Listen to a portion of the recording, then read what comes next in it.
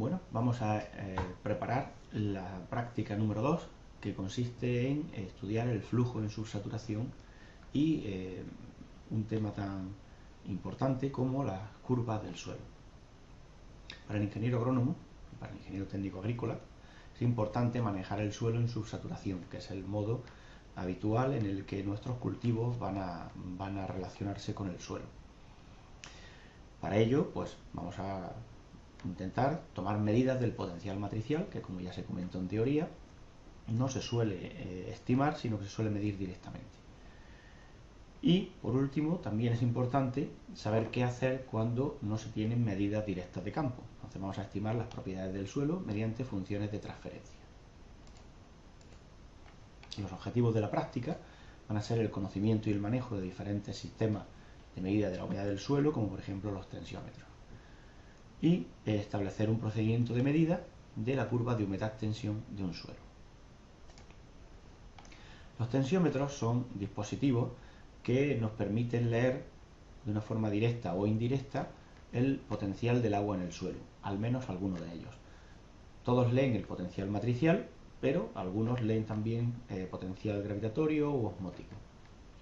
Los más conocidos son el tensiómetro clásico o hidráulico, en el que un dispositivo parecido a un manómetro, pero con los sensores puestos de forma diferente, nos marca la presión negativa que tiene el agua en el suelo. Para ello es necesario que se establezca un continuo entre la humedad del suelo y el agua dentro del dispositivo, con lo cual el dispositivo está limitado a tensiones físicamente viables. Es decir, que a partir de la presión de vapor no podría marcar. Esto establece un rango máximo de medida entre 0 y 1 bar aproximadamente, negativos. El tensiómetro denominado de bloque de yeso, pues este tipo de tensiómetros relacionan la conductividad eléctrica del bloque de yeso húmedo con la propia humedad del suelo. Para ello necesitamos que se establezca un equilibrio entre la humedad en el aparato y la humedad del suelo. Pues para eso se suele proteger con un geotextil y una camisa metálica, para que se establezca una buena conexión entre la humedad del suelo y la humedad dentro del dispositivo. Bien, la lectura es eléctrica, necesitamos un aparato que interprete la señal eléctrica de resistencia o de conductividad del material que tenemos como sensor y la tensión del suelo. Previamente deben ser calibrados en laboratorio, al contrario que estos. Puede ocurrir que este tipo de dispositivo pues marque de forma diferente al tensiómetro clásico.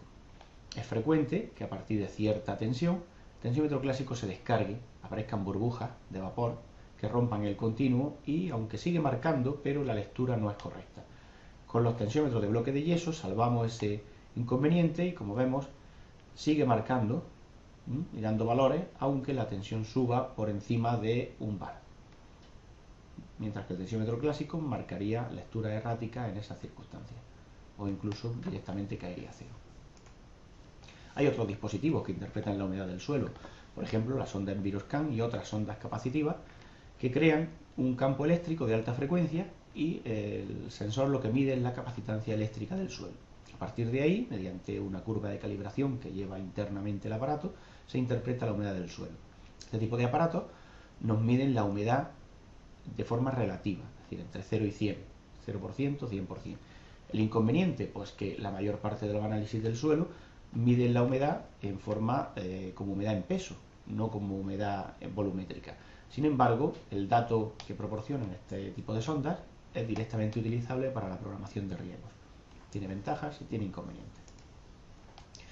Las curvas del suelo se parten del estudio de la ecuación de Darcy extendida, es decir, nuestra ecuación de Darcy, donde la velocidad es proporcional al potencial e inversamente proporcional al camino, pues se puede extender, sin más que considerar variable la permeabilidad. En lugar de ser una constante, es una variable que depende a su vez de la humedad. Bien, trabajando con esta ecuación podemos llegar a definir lo que denominamos curvas características del suelo. La más fácil de medir y la más importante es la curva de humedad-tensión. Vemos aquí un parámetro donde la humedad respecto al valor residual o mínimo se relaciona con la porosidad respecto a ese valor mínimo también. En definitiva, esto es una fracción de humedad del suelo, similar dato al que nos darían las ondas capacitivas, es decir, una fracción de humedad entre 0 y 1, pues esto se relacionaría con un potencial límite, potencial de burbuja, potencial de entrada de aire en el suelo, y el potencial que queremos medir. Hay un factor lambda que depende del tipo de suelo, y esta curva tiene un aspecto como el que marcamos con el cursor. Se suele representar en valores invertidos el potencial, puesto que realmente son valores negativos. Son valores en donde el 0 significa una saturación completa del suelo, y a partir de aquí los valores serían decrecientes. No se trabaja con números negativos, pero en realidad se representan como tales, puesto que sabemos que son potenciales negativos. Vemos aquí un valor máximo, la saturación, donde el potencial sería 0 y nos marcaría para la humedad que llamamos porosidad del suelo, pues un valor mínimo. A partir de ahí iría decreciendo conforme aumenta el potencial, hasta un valor residual que no puede ser disminuido más que por procedimientos muy enérgicos. Una curva similar es la que relaciona la permeabilidad del suelo con su valor correspondiente máximo a saturación. Este valor a saturación es el que obtendríamos de la aplicación estricta de la ley de Darcy en un material saturado, es decir, la práctica 1.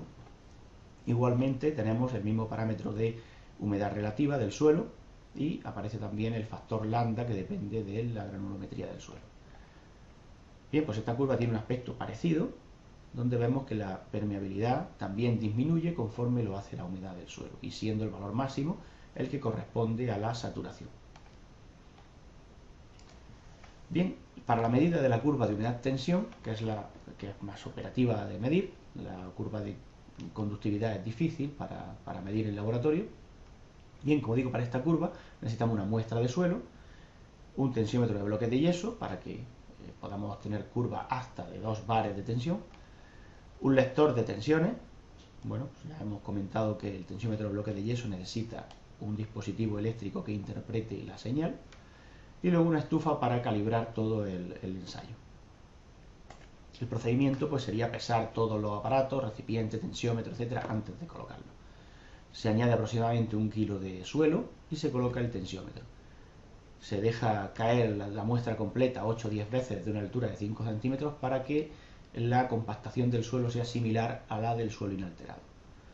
A partir de ahí se mide el volumen aparente del suelo, luego ya se descontará el volumen del tensiómetro y se espera que se alcance el equilibrio para medir la tensión. Se añade un poco de agua, unos 10 gramos, y se espera que alcance el equilibrio y así sucesivamente. Bueno, se repite esta operación poco a poco hasta que se alcance la saturación del suelo. Esto nos permite obtener rápidamente una curva de humectación del suelo. No será muy correcta porque hay efectos colaterales, pero nos permite ya obtener un dato en el mismo día del ensayo. Repetimos la operación hasta que se alcance la saturación del suelo, es decir, hasta que el tensiómetro alcance el valor 0 y se vea brillar el agua en superficie. Y a partir de esta fase la prueba se hace más lenta, ya que se debe dejar secar el suelo, bien al aire exterior o bien mediante algún dispositivo que evapore el agua en una cantidad apreciable, como por ejemplo un ventilador. Y diariamente o con más frecuencia se mide el peso y la tensión. De esta forma lo que obtendremos es una serie de tensiones y pesos que, finalizada la prueba, pues podremos relacionar con la humedad una vez que sequemos el suelo. El suelo que queda se seca y se vuelve a pesar todo de nuevo. El tensiómetro debe pesar lo mismo, el recipiente también, pero si hubiera discrepancia se tomará la media entre estos valores. La medida del suelo seco nos va a permitir relacionar los pesos medidos directamente con la humedad del suelo, mediante esta expresión. La humedad que vamos a obtener será el peso de cada día, el peso medido, menos el peso seco, que se obtendrá al final, partido por la densidad del agua, y todo ello dividido por el volumen aparente que se habrá medido al inicio del ensayo. ¿De acuerdo? El peso a considerar siempre será el resultado de descontar el peso del recipiente y el tensiómetro del peso medido. Aquí tenemos un ejemplo de datos con los que vamos a hacer una práctica. Como la prueba dura mucho, tomaremos estos datos como si se hubiesen medido en laboratorio.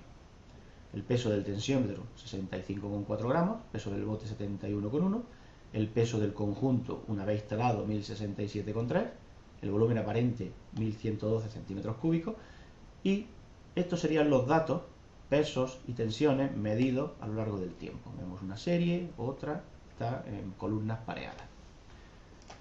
Bien, el informe consistirá en representar la serie, peso versus tensión, transformar los datos de peso en humedad y representar la humedad y respecto de la tensión de la forma habitual, es decir, de la forma en que solemos representarla para que nos dé una idea más clara de lo que estamos viendo. Es decir, con el eje invertido a la parte izquierda y el eje de abscisa en la parte superior, de la forma en que se ve la figura.